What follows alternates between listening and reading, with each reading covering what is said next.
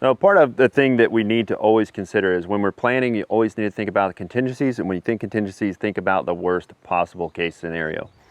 And for me, you know, one of those contingencies, one of those worst cases would include losing access to or forgetting or being liberated of my baseline bug out kit. But because I have a system of caches in place and I've thought about that contingency and planned for that contingency, I have a solution for that as well. So another type of resupply that I want you to think about, another type of cache that you should consider, is a complete alternate bug out bag. And granted, it's not going to be, and it's not always, I guess I shouldn't say not everybody can afford to purchase, you know, the top of the line gear, which I think you personally should purchase the best gear you can afford as long as it works, especially when you're coming down to, you know, your life and the life of your family depends on what's on your back. I think it's really important to get really good durable gear. It may not be in your budget or in your plan to be able to actually purchase a complete second bag that's just going to sit in a cache and you may never need it, and that's understandable. For me personally, I like to set up a less expensive but still adequate kit that I can fall back on in the event that I lose or I'm liberated somehow. I think you can use your imagination to figure out ways that you could be liberated of all your gear and be left with nothing. But I like to have a alternate bug out bag cache set up so that I'm not down and out with nothing. Granted, it's not, you know, it's not my primary. My primary has all the best gear that I can possibly afford in it. This one is less expensive, but still going to be quite adequate. So understanding that not everybody can afford a complete another bug out bag, you know, this is a great solution that I think you'll like as well. We partnered with Alan Stanford from Stanford Outdoor Supply. He makes some incredible kits that are inexpensive, but they're still adequate. They're still pretty durable. Again, it's not going to be my primary, but it is something that I'm comfortable with putting in a cache and setting aside, maybe never needing it. And then if I do need it, you know, it's always there. That's the key. So what I like about the Boss kits, the bug out survival supplements, the Boss kits, is that these are set up in specific kits that are designed to provide for specific needs, which is the way that I teach, you know, survival and preparedness. So these fit really well into my system. An example is the Fire Boss Bug Out Survival Supplement. And this has everything you need. It's an additional fire kit. This particular one is a 33 piece.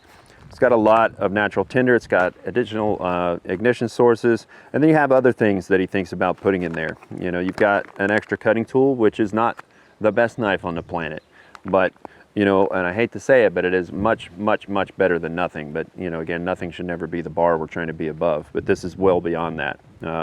These are adequate kits, and there's a lot of extras in there, so it's not just fire in there, but that is the fire kit. Then you have a shelter kit, which is going to be, you know, pretty adequate for actually producing an actual usable shelter on the move. You know, you've got an extra tarp in there, some zip ties, another little saw, and again, it's not a silky, but it's a saw, and some stakes, some additional things in here so you can actually make a shelter. You're not going to be down to nothing and relying on primitive techniques. So that's your fire kit, your shelter kit. Then as far as water, you've got a complete water gathering kit, and this has got some water purification tablets in it, container, hoses. It's got ways to carry and store water.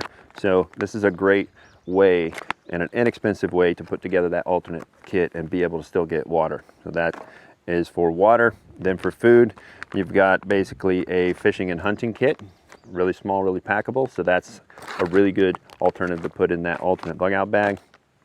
And this particular one is a land nav kit because you're still going to be able to navigate. So it has protractors, compass, pace beads, you know, something to record information with. So it's a really good supplement to your kit. And then of course, if everything's in these little kits and it's in a cache, I don't necessarily want to traipse around, you know, carrying the cache container with me. So you can get something very small, very packable. This is just a replacement lightweight pack. It all folds up inside here. Everything fits inside it, fold it inside out, put everything in the bag, and now you have an easy way to carry your alternate bug out bag. So this would be an example of a complete alternate bug out bag that's inexpensive, durable enough, usable enough, and adequate enough that you could feel comfortable if you were down to just this and had to use it. Again, wouldn't be my primary, but that's what this bag is for. But it's definitely a great alternative. So those are the bug out survival supplements that I think are definitely good things to invest in for you and your family. I'm made of sugar. Sugar melts in the water. If you don't believe it, then you never had Tang or Kool-Aid or